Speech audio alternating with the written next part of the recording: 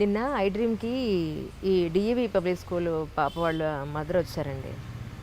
అన్నారు, "నేను చిలుకూరు బాలాజీ అన్న రంగరాజన్ గారిని కూడా కలిసానండి. నేను పరిచయం. రేపు వెళ్తున్నాను అంటే నేను అడిగానని ఒక్కసారి అడగండి. మా ఇంట్లో లలితా సహస్రనామాలు జరుగుతాయి. దసరా అమ్మవారి ఉత్సవాలు మేము చేస్తాం. వెంకటేశ్వర స్వామి దానికి వెళ్తాం. చిలుకూరు చిన్నజీవ స్వామిని ఫాలో అవుతాం. నా ఇంట్లో నా పాపకి ఎందుకు ఇలా జరిగింది" అని పాపం షీ క్రైడ్ అలాట్ యెస్టర్‌డే. అసలు చాలా ఆవిడ బాధని ఎలా నేను ఓదార్చాలో నాకు అర్థం కాల. ఎందుకు మాకే అయింది, ఇంత డివోటీస్గా ఉన్నాం భగవంతుడి టువర్డ్స్ టు గాడ్ అని నేను అంటే ఆవిడకి ఏం చెప్తాను సార్? మీ వంతు మీరేం చెప్తారంటే ఏమంటారు? దీనికి సమాధానం ద్రౌపది ప్రవర్తనలోనే ఉంది. సార్. ద్రౌపదీదేవి శ్రీకృష్ణుడికి అత్యంత ప్రియమైన భక్తురాలు. ద్రౌపదికి ఎందుకు వస్త్రాపహరణం జరగాలి? రైట్. ద్రౌపది నిండు సభలో ఎందుకు వస్త్రాపహరణం జరగాలి? ద్రౌపదికి ఎందుకు అరణ్యవాసం? ద్రౌపదీదేవి కీచకుడి బారిన ఎందుకు పడాలి? కీచకుడి బారిన పడింది కాబట్టి కీచకుడు చచ్చాడు. రైట్. ఇప్పుడు ఈ అమ్మాయి వల్ల డిఏవి స్కూలు ఏ స్కూల్ అన్నా కానీ అవును, అవును, ఆ దుర్మార్గుడు బయట వచ్చాడు. అవును. ఈ అమ్మాయి కనుక ధైర్యం చేయకపోయి ఉంటే, పోనీలేండి మనం స్కూల్ మారదాం అనుకుని ఉంటే అవును, వచ్చేదా? ఇంకా ఎంతమంది బలై ఉండేవాళ్ళు. అంటే స్కూల్ యాజమాన్యంలో చాలామందికి తెలుసు ఇలా జరుగుతుందని, అయినా వాళ్ళు గమ్మునున్నారు. చాలామంది పేరెంట్స్ మా అమ్మాయి కూడా చెప్పేదండి ఏడ్చేదండి అని చెప్తున్నారు ఇప్పుడు. కానీ ముందు ఫస్ట్ వచ్చింది ఎవరు? మేము యాక్చువల్గా మీరు ఇంతకుముందు మాట్లాడుతున్నప్పుడు నాతో ఎప్పుడు ఉంటాడు, ఈ ఆడవాళ్ళ విషయంలో జాగ్రత్తలు సమాజానికి నేర్పించాలి, అమ్మాయిల్ని ఆడవాళ్ళని గౌరవించేటట్టుగా మన సమాజం మారాలి, అమ్మాయిల్ని ఆడవాళ్ళని ఒక విధమైన విలాస వస్తువుగా చూడకుండా ఒక పవిత్రమైన భావనతో చూసేటట్టుగా మన వాళ్ళు ఉండాలి. రోజు నాతో ఉంటాడు పవన్ అనేవాడు. వరంగల్ వెళ్తున్నామ్మా మేము 2019 అనుకుంటా. చిన్న అమ్మాయి 9 months అమ్మాయి. చాలా బాధ అయింది తెలుసుకొని మేము వెళ్ళి సమాజం ఫెయిల్ అయింది అని చెప్పడానికి వెళ్ళాం. Imagine 9 month baby. దారుణం. వెళ్తూ ఉన్న దారిలో ఏంటి ఇలా జరుగుతుంది ఎందుకు, దీనికి ఏంటి మనస్సులో ఒక విధమైనటువంటి ఆక్రోషం. స్త్రీగా ఈ దేశంలో పుట్టే వాళ్ళందరూ దురదృష్టవంతులా?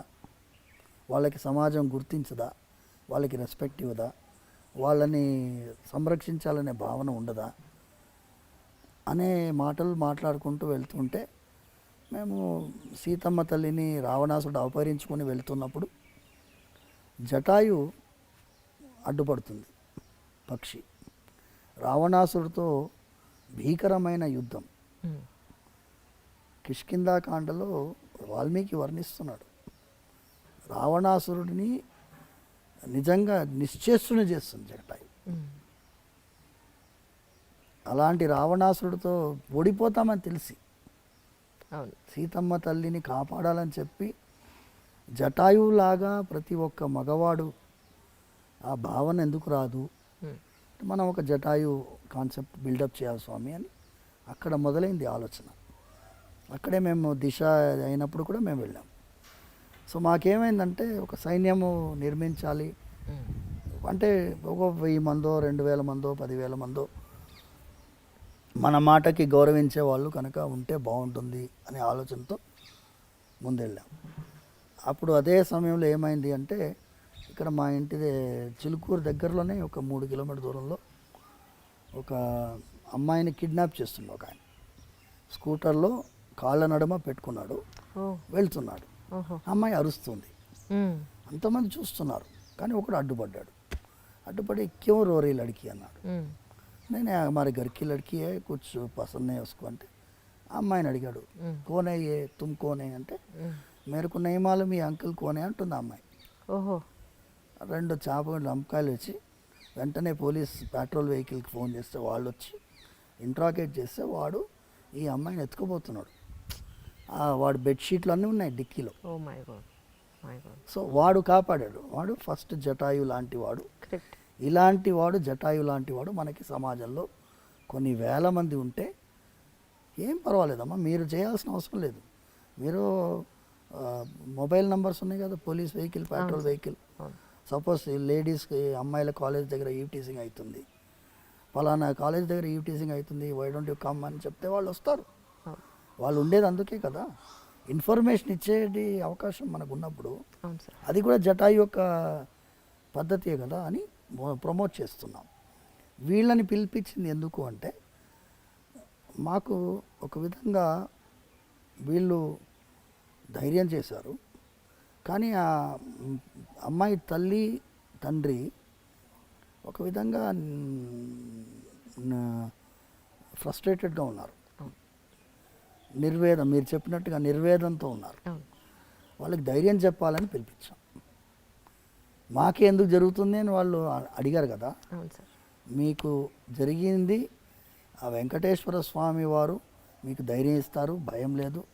జరిగింది ఒక యాక్సిడెంట్, ఒక లారీ వచ్చి గుద్దింది అనుకోండి, ఆ లారీ గుద్దిన వల్ల మనం జీవితం అయిపోదు కదమ్మా. ఎగ్జాక్ట్లీ. బతికిపోయింది అమ్మాయి, కాపాడబడింది. ఇప్పటి నుంచి కొత్త జీవితం ప్రారంభించి జాగ్రత్తగా సంరక్షించుకొని సమాజానికి కూడా ఒక మెసేజ్ ఇవ్వాలని వాళ్ళని పిలిపించడం జరిగింది. అవును సార్.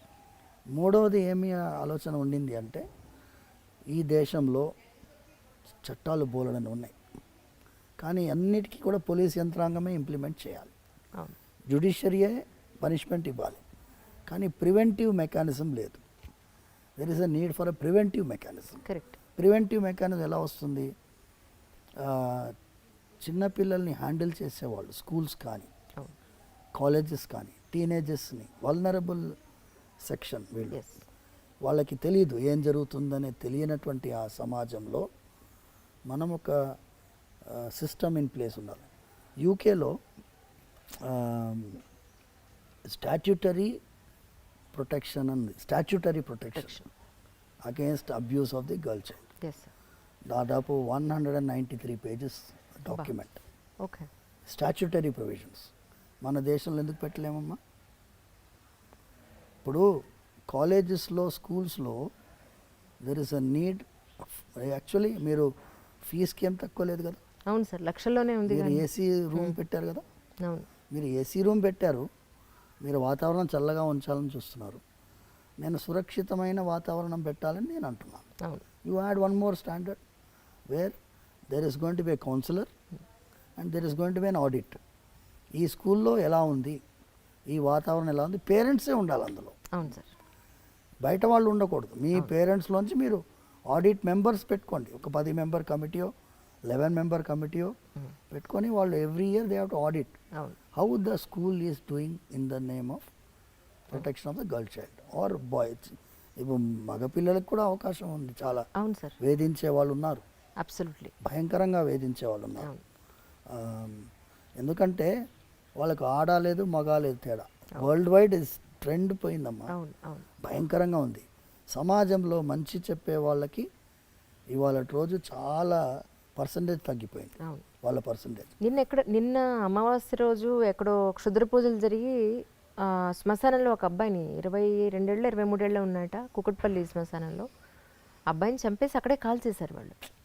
పక్కన ఆ క్షుద్ర పూజకు సంబంధించిన వస్తు సామాగ్రి అంతా అక్కడే ఉందిట. సో అబ్బాయికి కూడా సెక్యూరిటీ లేదని అనిపించింది నాకు. ఒక్కొక్క రకంగా ఒక్కొక్కళ్ళకి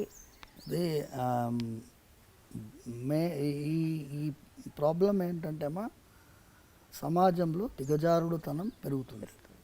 దిగజారుడుతనం పెరుగుతున్నప్పుడు సమాజంలో మంచి మార్గం చెప్పడానికి చాలామంది ప్రయత్నిస్తున్నాం, కానీ మా పర్సంటేజ్ చాలా తక్కువ. మీలాంటి వాళ్ళు ఇది తీసుకువెళ్తున్నారు, దీనివల్ల కొంచెమన్నా ప్రయోజనం వస్తుందని మేము ఆలోచిస్తున్నాం. అవును సార్, అవును సార్. సరే, ఈ మధ్య నేను కంచి వెళ్ళాను. అక్కడ అమ్మవారికి కొన్ని పూజలు అవి జరుగుతున్నాయి, దాని కవరేజ్ కోసం వెళ్ళాం. ఎక్కడెక్కడి నుంచో కొన్ని వందలాది మంది పురోహితులు వచ్చారు, అందరూ యంగ్స్టర్స్. నేను అన్నాను సరదాగా, ఏమండి మీకు పెళ్ళి అయిందా అని అడిగాను. మమ్మల్ని ఎవరు చేసుకుంటున్నారండి, పురోహితులను ఎవరు చేసుకోవడానికి అమ్మాయిలు ముందు రావట్లేదు, దీని మీద మనం ఒక టాక్ చేయాలండి అన్నారు. They are from Guntur actually. తప్పకుండానండి, నేను ముందైతే ఈ ఇంటర్వ్యూ చేస్తాను, అప్పుడు అడుగుతాను స్వామిని, అడిగిన తర్వాత అప్పుడు మీ దగ్గరికి వస్తాను తప్పకుండానే. నిజానికి అమ్మాయిలు పురోహితుల్ని పెళ్లి చేసుకోవడానికి అంటే ఈ మడి ఆచారాలకి, ఆచార వ్యవహారాలకి భయపడిపోతున్నారా, లేకపోతే ఈ లైఫ్ వద్దనుకుంటున్నారా, మోడర్న్గానే ఉండాలనుకుంటున్నారా? మీరు ఎలాంటి యూత్ని చూస్తున్నారు సార్ యాక్చువల్లీ? నిజంగా ఇబ్బంది అవుతుందంటారా ఇది పురోహితులు? Dil Se with Anjali, Dil Se with Rangaraja. చాలా నిజంగానమ్మా, యు ఆర్ టచ్ ది. ఇది అర్చకుల్ని మాత్రమే కాదమ్మా. సార్ ఆ, నేను మీ అందరికీ ఒక విషయం చెప్పాలి. మనం చేసినటువంటి కొన్ని విషయాల్లో తప్పిదాలు ఉన్నాయి. మోడర్న్ అంటాం. మోడర్న్ అంటే ఏంటి? మోడర్న్ అంటే ఏంటి? మీకు ఏం చెప్తే ఏమో తప్పు అని నాకు భయం. మోడర్న్ అంటే మీ మీ యొక్క వ్యక్తిత్వాన్ని, అస్తిత్వాన్ని, మీ పరంపరని, మీ విలువల్ని ఇవన్నీ వదిలేసేయడం మోడర్నిటీయా? దీనికి ఏం విలువలు లేవా? మన దేశం ఏంటి అమ్మా? త్యాగానికి ప్రతిరూపమైన దేశం. శ్రీరాముడిని మన ఆదర్శంగా ఎందుకు భావిస్తాం? త్యాగం చేశారు కాబట్టి. శ్రీరాముడు ఏం తక్కువ కాదు, ఆయన కంటే ఎక్కువ భరతుడు. భరతుడు శ్రీరాముడు 14 సంవత్సరాలు అరణ్యవాసం ఉండాలి, అవును సార్. వాళ్ళ తండ్రి ఆజ్ఞ. కానీ భరతుడికి కాదు కదా. అవును. కానీ భరతుడు రాజ్యం వెళ్ళాడా?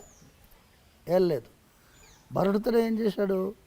భరతుడు 14 సంవత్సరాలు శ్రీరాముడు ఎలా నారా వస్త్రాలు ధరించారో, ఎలా జటాజూటుడుగా ఉండినాడో, ఆయన నందిగ్రామంలో ఉన్నాడు. సింహాసనం కూడా ఎక్కలేదు. శ్రీరాముల వారి పాదుకల్ని సింహాసనం పైన పెట్టి 14 సంవత్సరాలు పాదుకా రాజ్యం ఉండింది. ఆయన కంటే గొప్పవాడు శత్రుఘ్నుడు. ఓకే. చాలామంది శత్రుఘ్నుడి యొక్క పాత్ర తెలియదు. లక్ష్మణుడికి సొంత తమ్ముడు శత్రుఘ్నుడు. నేను చిలుకూరులో అడుగుతూనే ఉంటాను, లక్ష్మణుడు తల్లి పేరు ఏంటి అని అడిగితే, ఒకసారి ఇలా భక్తులు ఎంత విలువలు తెలుసుకుంటున్నారు చిన్నపిల్లలు అని తెలిస్తే జనరల్ క్వశ్చన్స్ ఉంటాయి. ఇప్పుడు ప్రదక్షిణాలు స్టార్ట్ అయిన తర్వాత మళ్ళీ స్టార్ట్ అవుతుంది వైవా. ఒక పిల్లవాడిని అడిగితే వాడు అనుష్క అని చెప్పాడు. అంటే లక్ష్మణుడు తల్లి పేరు తెలియనటువంటి సమాజం మనం తయారు చేస్తాం. అవును. శ్రీరాముడితో లక్ష్మణుడు వెళ్ళాడు, భరతుడితో శత్రుఘ్నుడు ఉన్నాడు. ఇద్దరికీ తల్లి సుమిత్రాదేవి. శత్రుఘ్నుడు ఏం చేశాడు? శ్రీరాముడికి సేవ చేసేటటువంటి భరతుడికి సేవ చేశాడు. ఆ సేవ చేసేటటువంటి ఒక గుణం ఉంది చూసారమ్మా, ఇది మన భారతదేశంలో ముఖ్యమైనటువంటి గుణం. ఈ గుణము ఇప్పుడు భార్యని సేవకురాలని కాకుండా శత్రుఘ్నుడి పాత్రలో గుర్తిస్తున్నాం మనం. ఇప్పుడు ఫెమినిజం వాళ్ళందరూ ఏమిటో, మేము సేవకులం కాదు, మేము ఈక్వల్ కదా. మీరు ధర్మశాస్త్రంలో ఉండే విలువలు చూడండి, ఆడవాళ్ళకి ఎంత విలువ ఇస్తుంది.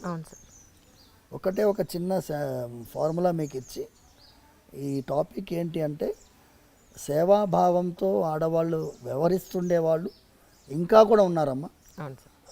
వేద విద్యార్థినే పెళ్లి చేసుకోవాలనే అమ్మాయిలు ఉన్నారు. పర్సంటేజ్ తగ్గింది. మీరు చెప్పినట్టుగా this drastic reduction in the percentage. Engineering చదివినా, డాక్టరేట్ చేసినా కూడా కొంతమంది అమ్మాయిలు మేము వేదాధ్యయనం చేసిన వాళ్ళని పెళ్లి చేసుకోవాలని కొంతమంది ఉన్నారు ఇంకా. బట్ పర్సంటేజ్ తగ్గింది. నేను ఏంటి, ధర్మశాస్త్రంలో ఆడవాళ్ళకి పాత్ర చెప్పబడింది. ఇప్పుడు పాప పుణ్యాల గురించి ఫార్ములా చూస్తాం. భార్యకి భర్తకి నడుమ పాప పుణ్యం పర్సంటేజ్ ఎలా విభజిస్తుంది ధర్మశాస్త్రం చూడండి. భర్త పుణ్యం చేస్తే భార్యకి 50% పోతుంది. ఎంత? 50%. భర్త పుణ్యం చేస్తే భార్యకి 50% పోతుంది. భార్య పుణ్యం చేస్తే భర్తకి 0% వస్తుంది. ఓహో, ఏం ట్రాన్స్ఫర్ అవ్వదా అయితే ఎక్కడ? ఓకే. భార్య పాపం చేస్తే భర్తకి 50% వస్తుంది. ఓహో, పుణ్యంలోనే రాదు, పాపంలో వస్తుంది అనమాట. ఓకే. పాపంలో 50% వస్తుంది భర్తకి. అయితే భర్త పాపం చేస్తే భార్యకి 0%. ఓకే. సో ఇక్కడ అమ్మాయిలకి చాలా ఇంకా ప్రయారిటీ, విశేషమైన- చాలా ప్రయారిటీ ఉంది. సమాజంలో అందుకోసం ఆడవాళ్ళు భార్య ఆజ్ఞ లేనిదే నువ్వు ఏ ధర్మకార్యం చేయడానికి లేదు. ఇప్పుడు యత్కించిత్ యథోక్తమపి దక్షిణామపి స్వీకృత్య అని అవును. చెప్తుంది. మేము చేతిలో తాంబూలంలో దక్షిణ పెట్టుకుంటాం. ఉమ్. భార్య దాని మీద ప్రోక్షించాలి. అవును, అవును. ప్రోక్షించిన తర్వాతనే అది ఆయనకి, అంటే వాళ్ళకి అధికారం అంత ఉందమ్మా. ఇది చెప్పేటటువంటి వాళ్ళు లేరు. మోడర్నిటీ అనే కాన్సెప్ట్లో పోయి వదిలేసుకుంటున్నాం. మీకేంటి హార్లీ డేవిడ్సన్ బైక్లో పోయే మొగుడు కావాలనా? నేను అడుగుతాను, అదే సార్. హార్లీ డేవిడ్సన్ బైక్లో పోయే మొగుడు కావాలా? ఏ దుర్గుణాలు లేకుండా ఒక విలువ గల జీవితం జీవించే మొగుడు కావాలా?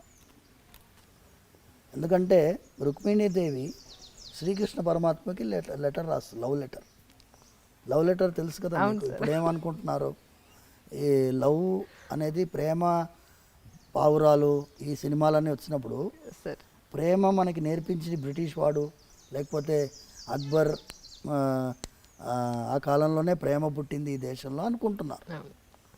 రుక్మిణీదేవి శ్రీకృష్ణుడికి లవ్ లెటర్ రాస్తుంది ఓకే. ఎన్ని వేల సంవత్సరాల ముందు. స్టార్టింగ్ అది చాలా పెద్ద లవ్ లెటర్. అందులో మొదటి సెంటెన్స్ చెబుతాను. సార్ శృత్వా గుణాన్ భువన సుందర శృణ్వతాం తే శ్లోకం. మొదటి లైన్లోనే. లైన్ శృత్వా గుణాన్. నేను అప్పుడంతా ఫేస్బుక్ లేవుగా, అవును. అప్పుడు భారత్ మ్యాట్రిమోనీ లేదు కదా, అప్పుడు ఫొటోస్ చూసే అవకాశం లేదు కదా. రుక్మిణీదేవి అంటుంది, స్వామి నీ యొక్క గుణాల గురించి విన్నాను. ఉమ్. శృత్వా గుణాన్, నువ్వు భువన సుందర శృణ్వతాంతే, నువ్వు అందంగా ఉంటావని కూడా విన్నాను. Okay. So she is giving top priority